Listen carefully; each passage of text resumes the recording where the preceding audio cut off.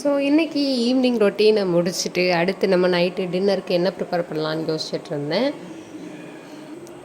இன்றைக்கி என் பையனுக்கு பீட்ரூட் பியூரி பண்ணதில் மிச்சம் மீதி இருந்ததுனால ஸோ அதை எதுக்கு வேஸ்ட் பண்ணுவோமேன்ட்டு சப்பாத்தி மாவில் செய்யலாம் அப்படின்ட்டு பீட்ரூட் சப்பாத்தி ஆர் பூரி எதுக்குனாலும் யூஸ் பண்ணிக்கலாம்.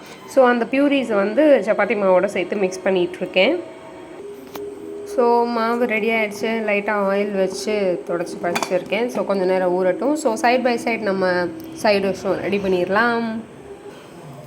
ஸோ உருளைக்கிழங்கு கட் பண்ணி பாயில் பண்ணுறதுக்கு ரெடி பண்ணியாச்சு. கொஞ்சமாக சால்ட் சேர்த்துக்கலாம். சேர்த்துட்டு அடுத்து ஆனியன் கட் பண்ண போகிறேன். ஸோ ஆனியன் கட் பண்ணிவிட்டு ஃபஸ்ட்டு குருமா ரெடி பண்ணி வச்சுட்டு அதுக்கடுத்து சப்பாத்தி தைக்கலான் இருக்கேன். அப்படியே நானும் அப்போவும் சைட் பை சைடு எங்கள் ஆத்துக்காரிக்கிட்ட கடலை போட்டுட்ருந்தோம். அப்போது அவங்க அப்பா கிட்ட நல்லா ஜாலியாக பேசிகிட்டு இருந்தான். அந்த வீடியோ காலில் எஃபெக்ட்லாம் வச்சு அவன் நல்லா ஜாலியாக இருப்பான். குருமாவுக்கு இஞ்சி பூண்டு சோம்பு ஆனியன் அண்ட் தென் எல்லாமே போட்டு வதக்க ஆரம்பிச்சிருச்சு. சைட் பை சைடு நம்ம சப்பாத்தியும் தேய்க்க ஆரம்பிச்சிடலாம்.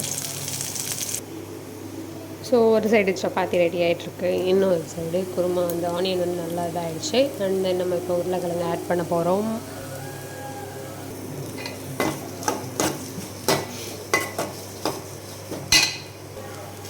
கொஞ்சமாக மஞ்சள் பொடி, கொஞ்சமாக கரம் மசாலா பொடி ரெண்டையும் அலந்தாச்சு. இப்போ ஆட் பண்ணிக்கலாம் மொத்தமாக.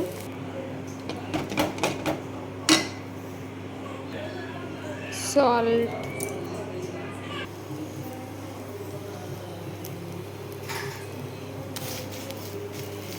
பீட்ரூட் பேசிக்காகவே ரொம்ப நல்லது. அண்ட் குழந்தைங்க பெரியவங்க எல்லாருக்குமே ஹீமோக்ளோபின் யூஸ் பண்ணுறதுக்கு, அதாவது இன்க்ரீஸ் பண்ணுறதுக்கு ரொம்ப ஹெல்ப்ஃபுல்லாக இருக்கும். ஸோ அடிக்கடி குழந்தைங்களுக்கு இந்த மாதிரி பண்ணி கொடுங்க. பீட்ரூட் பிடிக்காத பிள்ளைங்களுக்கு இந்த மாதிரி பண்ணி கொடுக்குறது ரொம்பவே பெனிஃபிட் தான். என்னோடய பையன் பீட்ரூட் நல்லாவே சாப்பிடுவான். அண்ட் குட்டி பையனுக்கும் ப்யூரிஸ் அடிக்கடி கொடுப்பேன்.